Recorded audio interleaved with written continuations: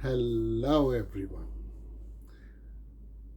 How to think clearly. That is the topic of this video. And if you like the sound of this, stay with me to the end because I'm going to offer you a free session with me. So let's begin. My name is Javed. I am a NLP and hypnosis practitioner and a trainer. So let's begin with this video. How to think clearly.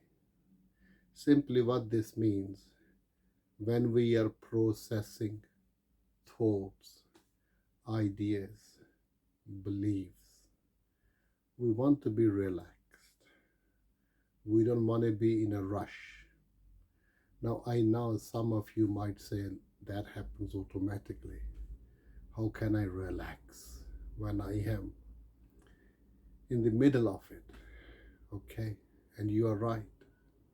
So what we need to do, guys, we need to look at a list of cognitive processes, and you will find them on Google under the name of cognitive distortions.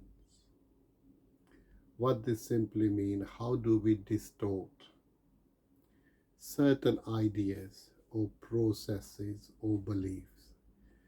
Because everything, and I literally mean everything, when we talk about an idea or ideas, they have pros and cons. In other words, there is positivity there as well as negativity. And we need to be in the middle. We need to create balance. Life is all about creating balance, like your body. Your mind is creating a balance inside your body. Uh, an example would be, sometimes we eat things which are undesirable. Some people might eat too much sweet when they shouldn't. Some people might drink too much alcohol when they shouldn't. But your brain still continues to balance your body accordingly, looking after you. So we need to do the same. We need to find balance in our thinking. So what this simply means is like a normal way of thinking, or the brain likes to do things, is we generalize things. In other words, if we learn how to make a cup of tea, which means if we are given a different water from a different tap, a different cup, a different kitchen, we can still make a cup of tea. So that's the whole idea of generalizing, and your brain does it for you. When you learn a skill, you can use that skill in a lot of different situations, meaning we don't have to relearn anything again. So what do we mean by distortion? Generalizing. Let's say if something happens in our life, something that we don't like, what we do sometime, and I've done it. Let's say I have one bad experience. I may generalize that into all my experiences. Let's say, for example, if I've met someone who is aggressive and this person is tall and big, I may generalize into, oh, everyone who is tall and big, they are aggressive, which is not true.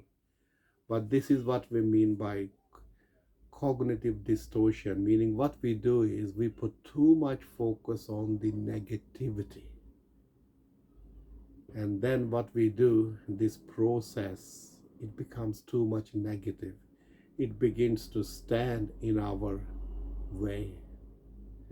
So what we begin to do, we begin to avoid people just based on our opinion or our experience. Might have been one or two experience, and what we have done, we have generalized that experience onto everyone who looks like that. Now, phobias are like that. Let's say, for example, if somebody gets bitten by a dog, and they generalize that fear into all dogs. So when they see dogs, they get frightened, and which is not a bad thing, because they've had that experience. Now they are being careful. But it's not true that every single dog is going to bite you, but that person feels that way. Hence, it's called a phobia or a fear of dogs. So, guys, in life, generalizing, we need to be careful. What do we generalize it on? I mean, too much positivity. Let's say we meet somebody and we think they are the best person in the world, and that's our expectation, remember, not theirs. And if time comes when they are not doing things according to what we think they should be doing because they think they are the best person, we will be disappointed. Our expectations will let us down. So, guys, what we really need to do is find the middle road. People are people like you and I, and we have different moods. Some days we want to do certain things, and some days we don't, but we still have a go. So we should never really label people based on situation. Get to know the person. Really, truly get to know the person. And then really find out who they are. Now, the second one that I want to talk about is labeling. Now, labeling is good because we remember things by labeling. Let's say certain recipes, if they didn't have a name, how would we know what they are? But what we do sometimes, especially when it comes to cognition, thinking, we label people based on their behavior, based on the situation. Now, it doesn't mean that person is going to behave exactly the same every time. But once we label somebody, we begin to see them like that. Let's say, for example, if someone is clumsy and they are bringing in a cup of tea and there's a lot of people about, or their mind is not with it, and they drop a cup of tea, and we might decide, oh, he's an idiot. Now, because we have decided he's an idiot or clumsy, we're going to carry that opinion with us. Even the times that he's not, we'll be looking out for him to do something idiotic or be clumsy. So, guys, these kind of beliefs or cognitive distortions or processes can get in our own way. Now, the last one I want to mention is predictive thinking. Our brain likes to predict, or we like to predict, what's going to happen in the future, or what am I going to be like in the future. Now, the thing is, it's okay if we think of ourselves as being positive, achieving a lot of things, and the world is going to become better and better place. But where a cognitive distortion happens, we focus too much on the negative. We see ourselves just becoming less and less and less. Remember, we are predicting, so we begin to see ourselves as being less and less over time. And the world is becoming a terrible place over time.